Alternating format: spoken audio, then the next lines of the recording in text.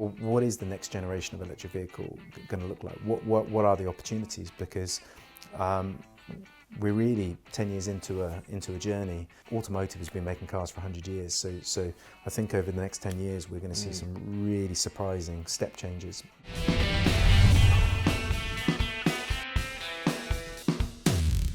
So what was it? 3 months ago, I was in San Diego at the design studio for Mercedes, and I was there to see Gordon, to interview Gordon. And I was focusing only on that. And then after that, I was there to shoot 2 cars, first drive review. They had these workshops, and I couldn't care less about the workshops. It's like, we got this thing here with this design thing, and we got this like technology, which was putting on VR glasses, which have nothing to do with my audience right now.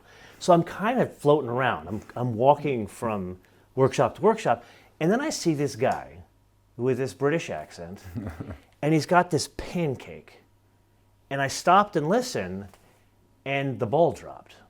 So I want you to recreate that moment for the audience. Explain, to start from being, what exactly is this pancake? Well, thanks for having me on your show. So I think YASA is a company that was founded in 2009, so we've been going for quite a few years now. And the company was started on the premise that electric vehicles were coming, and we wanted to make an electric motor that was a good fit, perfect for the electric vehicle market.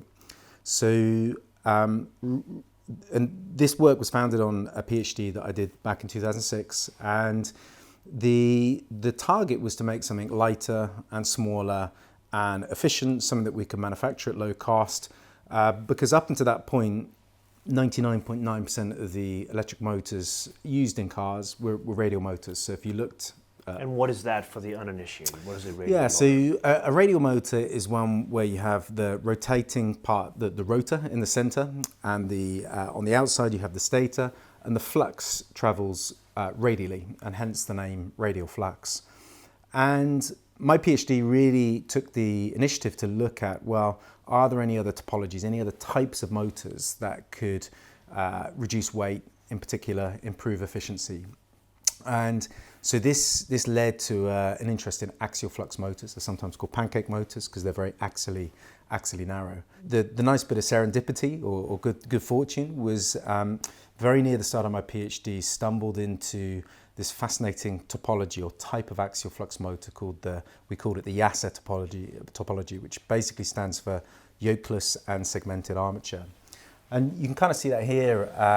This is the stator, and the stator is split into a series of segments, and there is no big armature holding it together, which is what you get on radial machines.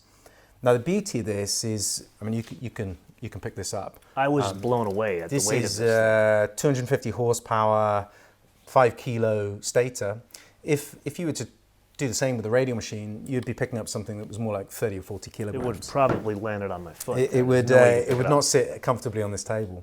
So now this is obviously the result of a lot of development on this topology. The very first ones we made were probably 10 times less power dense. So we took a topology that had a huge amount of potential. And actually the work on my PhD showed that we should, if we do a good job, we should be 3 times better than a radial machine. If you just look at the materials required without the yoke, with the cooling that we use, the physics says we should be 3 times better than a radial machine. So let's stop there, because I mean, you collect degrees like other people collect stamps. I went to a state university. This 3 times the power out of something that is not even 20% the actual mass, meaning the physical space. What are 3 points that would give you that extra power? Like, how would you derive that much power out of such a small footprint? So normally to benchmark things fairly, we say let's compare 2 motors of the same power, right? You can make a very powerful radial machine, it's just going to be very heavy. So we say, okay, let's look at, I don't know, like a 250 horsepower motor, right, that you'd find in your car. A lot of the mass in the electric motor is in this lamination stack that you make for the radial machine. So maybe the equivalent torque power motor, you might have a 25 kilogram stack of laminations. Now this whole motor is only 12 kilograms. So already you just that lamination stack alone is already double the weight of the entire motor. So the beauty of this yokeless topology is we remove about 80% of that iron. We remove that big yoke holding all the teeth together. We say that's obsolete because of the way the magnetics work in this machine. We combine that with a very effective cooling where we're actually flowing the cooling 100% in contact with all the bits that create heat, which are the copper. Now, as you'll know, because you've driven a lot of sports cars, radial machines struggle getting the heat out, which is why they can be, you can get 1 or 2 0 to 60 or 0 to 100 kphs, and then you have to back off the throttle pedal. The beauty of this technology is the cooling is great, and we use the materials very effectively. So that means that where a radial machine might be overheating, so you have to enlarge it and oversize it to get that thermal capacity, thermal performance, we can do the opposite. We're going to say, actually, we can shrink it because that repeatable performance is there. We can actually shrink the motor down and down and down. So we get those two effects really combining together. The really effective topology that gets rid of a lot of the unnecessary materials, a very effective cooling that then enables that repeatable performance and a further shrinking of the technology. And that's really, when it comes down to it, that's where that 3-to-1 ratio is coming from in terms of power density. So does the effective cooling, which if I'm hearing this correctly, that too is a smaller footprint, does it keep the overall motor lower temperature? Yeah, I mean, again, one of the beauties is if you're on a track, you're going to be running everything hot. But if you're using the motor in normal sort of day-to-day performance, the very effective cooling means that the motor runs extremely cold, and that's of course good for durability. It's good for life because the copper insulation ages a lot less when it's held at a lower temperature. So these things all add together to create a better product. Okay, so the clear benefits, you've created a much smaller footprint, significantly lighter weight, which is the biggest enemy of an EV. Let's step back a bit. You talked about this being the result of a PhD you did. Where are we sitting right now? So actually, this is the original beast from the PhD. So this, this is literally motor number 1 sitting here, and this doesn't have particularly impressive performance. This is a 20 kilowatt motor. It weighs about 20 kilograms, so it's hit a mighty 1 kilowatt per kilogram, which, believe it or not, back in the day was actually competitive to what, compared to what you'd find in a... When you say back in the day, when was that? This was around the sort of 2005, 2006 period was when I was doing my PhD, 2007-8. So this is 15 years ago. Now, because of the potential that we saw in that product, not necessarily as a product, but as a technology, that led to the company YASA being spun off from Oxford University back in about 2009.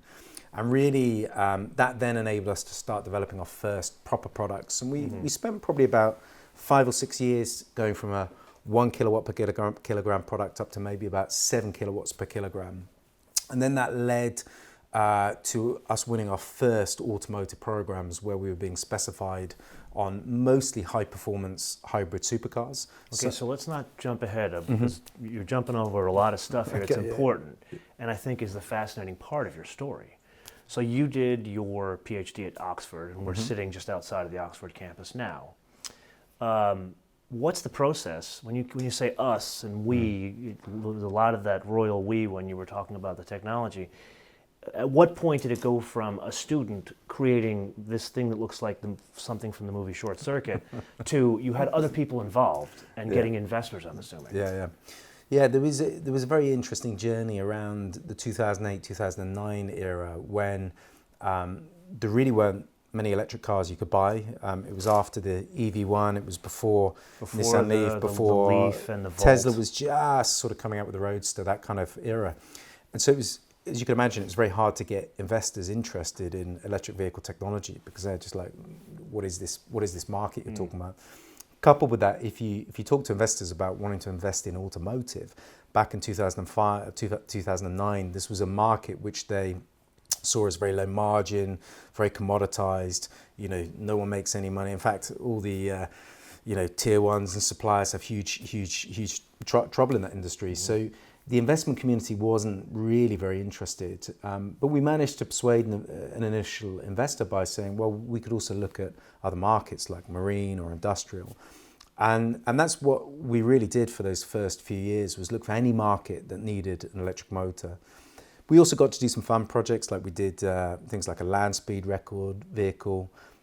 We started working with Jaguar around 2012 on their CX-75, which was a beautiful car. Never went into production. Yeah, but Ian did some good work on that one. A really important development for us to show that we could make and design a product that would meet automotive standards. So we went and did some durability, and they made track cars, and we really demonstrated the capability of that technology, and that created a great platform to go and win some proper programs that were going to go into some decent volume. So as we've discussed, my background is technology, and in the U.S., the community outside of, say, Stanford, outside of MIT, a lot of investment there. And there's been a number of companies that have been spun out of both of those universities. Was that the case here? There were investors, angel investors, whatever it was, that saw an interest in you, or was there somebody like a faculty member who was like, you know what, you should go chase these guys because this is something that's interesting? Yeah, it's a good question. I was always interestingly, in working for a startup. I always loved that. The concept of taking a very embryonic idea out of university and getting the opportunity to mature it. What I didn't anticipate is I get to work on my own startup, so that was a lot of fun. What you're not told is there's an awful lot of graft in developing a startup, and there's an awful lot of periods. Well, I could tell you war stories, my friend. We've all got. I got 15 years in Silicon Valley. I'd love to compare them between Oxford and Silicon. Well, that's another episode, though. Yeah, there's a lot of graft. There's a lot of challenges, and there's also a lot of funding rounds. One of the probably I'd say the disadvantages of doing startups in the UK is you typically get 18 months of funding, and they keep your funding rounds as tight and as small as you can. Yeah. You have to do it on a lean team. So I guess that teaches you from an early age to keep your team lean, to use your capital very efficiently. It means you can take fairly limited steps and risk. You went to Oxford under the provision, or the idea was you wanted to get into the startup technology world. Yeah. That was like one of the reasons you wanted to go to Oxford.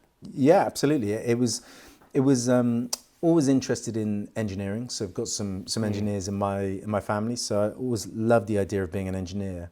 But I think from a young age, I recognized that there was something quite pioneering that you get in a startup that is harder to recreate in a larger company. I think there's something about that kind of live and die mentality that a startup has, where if you don't get this technology working, there ain't a company here in 6 or 12 months' time.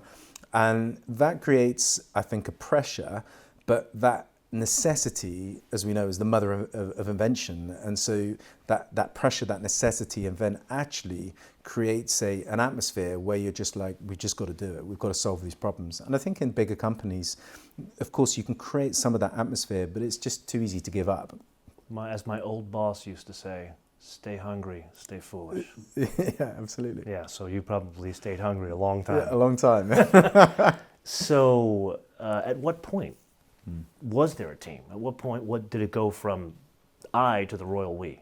Yeah, so we probably grew at about a rate of 10 people per year for the first 5, 6, 7 years. So we were maybe up to 60, 70 people by the time we got actually specified on our first proper programs, which was about the kind of 2016, 2017 But when did you first get funding to turn it into a company? Yeah, so 2009 we started. 2009. So in 2009 there was myself and a CEO. So I've always been the CTO at YASA. So we started with some funding. We went and found a facility. We started to develop the very first products, but really we're starting with very little from a blank sheet, essentially. Now the obvious question: are you a car guy?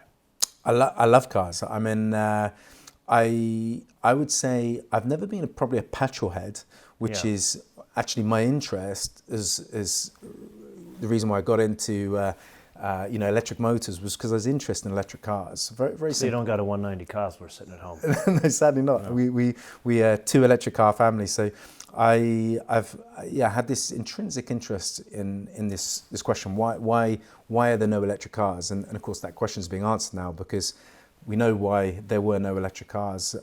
Mainly it was just the inertia required and the difficulty of developing this new technology. But since we've had the lithium-ion battery, which is from the 80s, invented actually in Oxford by Professor Goodenough, not too far from here, and then That's really his name, Goodenough? that's Goodenough. And I'm going to fact check you on this, but that's a good story. So the Goodenough took the bones of a lithium-ion battery, which was actually invented in the 1970s, but had some sort of safety challenges, invented a better version of the lithium-ion battery in the 80s, and then worked with Sony, and Sony actually pioneered that into a first product for portable electronic devices. But that lithium-ion battery, being probably about double the energy density of lithium metal hydride batteries, really was the game changer for electric vehicles, because for the first time you could make an electric car with about 200-mile range, which was light enough, right? They're still heavier than our vehicles or the internal combustion engine vehicles that we typically drive around in. But what we're going to see over the next 10 years is the lithium-ion battery and its derivatives. They're getting better, every 5 or 6 years. They're getting lighter and lighter. We're going to see new powertrain technologies, which are going to take weight out of the vehicle. And we're going to start to see electric vehicles becoming lighter and more efficient than the vehicles we drive around today. So we're on that really interesting trajectory of, I think, the industry has embraced electrification somewhat painfully, but they've embraced it. Literally, I'm going to make you an offer you can't refuse from the governments. That's literally what it was. Exactly.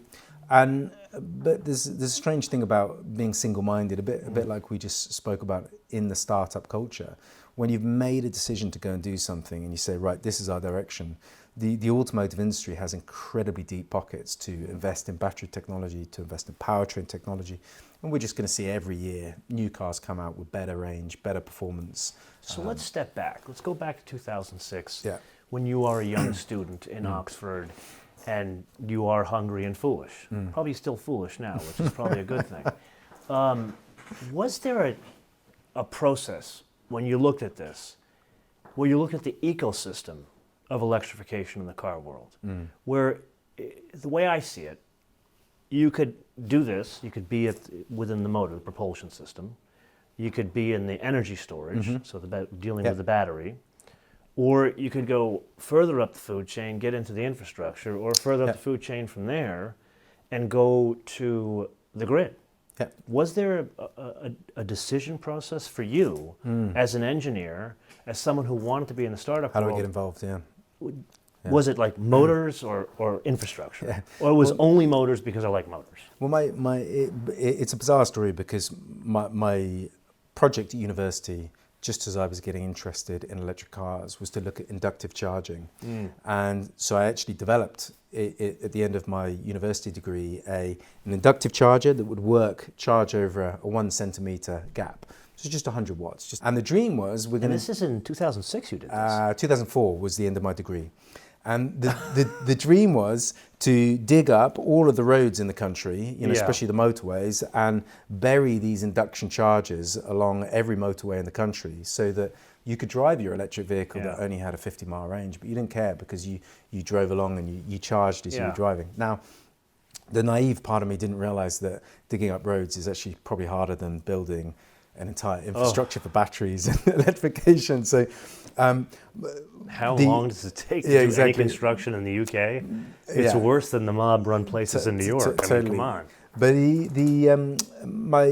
my supervisor saw that I had an interest in electric cars, and he was just getting involved in a project to make the world's first hydrogen sports car. So this was with a little niche company called Morgan in the UK. I don't know if you know Morgan Cars. I've built the Morgan from start to finish. Amazing. So Morgan Cars and my supervisor and a couple of other partners had a project to make a fuel cell based, so hydrogen fuel cell based. So this was what year? When did this happen? This project started in about 2006. Oh, so you're working with Charles? Charles Morgan. Charles, great dude, good friend. He was involved in the project. And essentially we went ahead and built this car. My job in the project, because it funded my PhD, was to go and build the electric motors and some other bits of the car infrastructure. And so you're a university student heading over to Malvern Link working with Charles Morgan, a 100-year-old car company. Exactly. I really don't like you very much. And the beauty about having a very industrial project is every 3 months, you turn up to a meeting and they would say, right, let's look at your project time. You've got to build motors in 6 months, Tim. And, PhD student, they like to spend a couple of years just sort of gazing into space, thinking about things. So this project really focused the attention on actually making something during the space of the PhD. So, and we had some great industrial help, so had some mechanical designers and some other people helping with the design of the product. But essentially right from the start of the PhD had this idea for this YASA concept. And one of the big goals of the project was to make a very lightweight hydrogen sports car. So of course the project really embraced this technology because we demonstrated that it was a very lightweight technology. So during the course of the project, we made some prototypes, we made a car run. It went to a few shows, it got a lot of interest. But this was just a fantastic project because again, we got to go and visit Morgan every 6 months and see their cars. They designed a special vehicle. It was called Life Car. You can. I totally remember the Life Car. The Life Car, yeah. Totally remember the Life Car. Yes, Matthew did work on that. Oh, did he? Mm-hmm. Okay, yeah. So that's pretty much the what drove the initial development of the technology. And I remember when they wrote up the report at the end, one of the exploitations of that project was, hey, look, there's some really interesting motor technology that's come out of this because it was a government-funded project, and very much that was that got the technology to a place where we could start going to the markets, to investors, and say, look, we know the automotive market isn't really ready for electric vehicles, but this technology, we want to get it ready. So essentially, there was no kind of great love of electric motors. There was a love of electric cars to get me engaged in the space. And like I said, some of the people working on this project, some of the people from Morgan and some others, the big ethos behind this car was to make it lightweight. And so that really got me engaged in thinking about lightweight motor technologies. And my supervisor, he pointed me towards axial flux. He said, "Hey Tim, go and investigate axial flux motors. There's some interesting technology there." Now, so investigating axial flux and using, you'll see there are some pretty small segments in here. This actually came out of a desire to use a very special material called soft magnetic composite material, which we could only make in relatively small blocks, maybe about 10 centimeters by 10 centimeters. And that limitation, essentially coupled with the desire to look into axial flux, actually led to these constraints, led to the YASA topology. So again, it's a necessity being mother of invention. And so once we had really worked out how to make these first prototypes, we then were able to do all the analysis behind and show, we've got this real opportunity to make something that's about a third the weight, a third the size. So let's step back to what we talked about with the different pieces where you can go into the overall ecosystem of electric cars. Was this a function of, well, the inductive charging is great, but the barriers to entry are higher? Yeah, so my supervisor said to me, look, why don't you take these two technologies, first year of PhD, and figure out what looks more interesting. Take the inductive charging, take the electric motor technology. And I think what became very clear is this life car project was going to be all-consuming. It required product, it required making things. So not because of a lack of interest, but just because of a lack of time. The inductive charging concepts got put on the back burner, and all the focus was put onto the motor technology. And actually, there have been some very interesting companies working in the inductive charging space. So and actually, even just recently, I saw people talking about digging up roads and installing inductive chargers. So people are still thinking about these things because there are some interesting opportunities there. But as we said, the infrastructural challenge of digging up roads is extremely difficult. Do you see, you're a big stakeholder at this point in the EV world. You're no longer a student. You've created a company. We'll get to how it's been commercialized, but you're a known thing now. Do you feel any pressure, any need to kind of help move things along in the other areas that are more stalled than the actual technology in the cars, like the upmarket stuff, the infrastructure, the grid? Because really those are the big things that are holding things up at this point. Yeah, I think it's a really good point. The change we've seen in the industry itself is just astonishing, because Speed has been incredible. the speed is incredible, the focus is there, and I think the whole trajectory of most of the OEMs now is very focused on electric vehicles, which I think is fantastic. You're absolutely right though, one of the biggest challenges is going to be the infrastructure challenge, and we see this in the UK, which is getting chargers installed, if you want to get a big solar farm onto the grid, often the biggest limitation is just attaching it to the grid. So this is an area that the government, who owns the grid, really need to look at very carefully, because it would be a great shame if that became the bottleneck. It shouldn't be the bottleneck, but it certainly needs. But wouldn't they look at a guy like you? I mean, here's a guy, not to kind of oversell you, but very few people come to Oxford for a PhD. Even fewer commercialize that PhD. Even fewer make it not just a viable concern, but something that now is leading its technology in the space. Wouldn't the government, whoever, even energy providers, come to you and say, here's a guy who successfully transitioned something from very niche to something that's going to be in volume products. Maybe we can have him at least advise in this area. Would that, have you been approached about that? I mean, that's a very, very kind set of statements. I would say, I am not an expert in infrastructure, and it is hugely complex. But what I do know from my experience is that if you've got passionate people, they can solve. Technology isn't actually normally the problem. Normally the problem is just lethargy and a lack of focus. Yeah, I mean, the development of this technology has been really challenging, as I'm sure you can appreciate from your time in tech. But often technical challenges are not the thing that kills startups or small companies. It's often the funding required, or the planning required, or just the desire and the drive to change. That's where you are successful. Yeah, so, but I would certainly hope that the UK government, and it's not just the UK, it's in Europe and the US, that the governments who own the infrastructure, or at least they do in the UK, are really carefully looking at this, because it takes a lot of time and a lot of money. I've been a big believer, and at least learned this in the tech world actually. Hire for attitude, train for aptitude. Oh, so true. Yeah. Yeah, I mean, it's the only way to kind of go forward. With that, you've never been on the show before. And what I like to do at the end of these episodes is turn the episodes around to the audience and have them give you feedback. So if you were talking to the audience, and I'm going to preface this by saying they are brutally honest,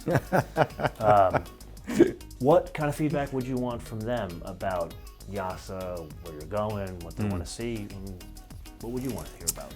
Yeah, I mean, obviously we're always fascinated to know what do you guys think about the industry? How can we make electric cars more engaging? If you were to take the DNA of this technology, what should we be focusing on next? So, love to hear your feedback. That is a very good question, and this is the boss. Like, the man has patents, and he founded the company, and he sold the company to Mercedes, so he is the boss. He can make it happen. Comments below or via our social media, MotoManTV, all one word, MotoManTV, all one word, Facebook, Twitter, and Instagram. And with that, if you found this discussion fascinating, I shot, when I first met Tim, the car, or at least the concept car, that would showcase these motors, which I'm guessing was a concept of what the real thing is going to be. That was the Vision 111 concept, which was orange. Very unusual color. Was it? But definitely a good carrying case for your motors. You can see that episode here. Until I see you in the next episode, bis später.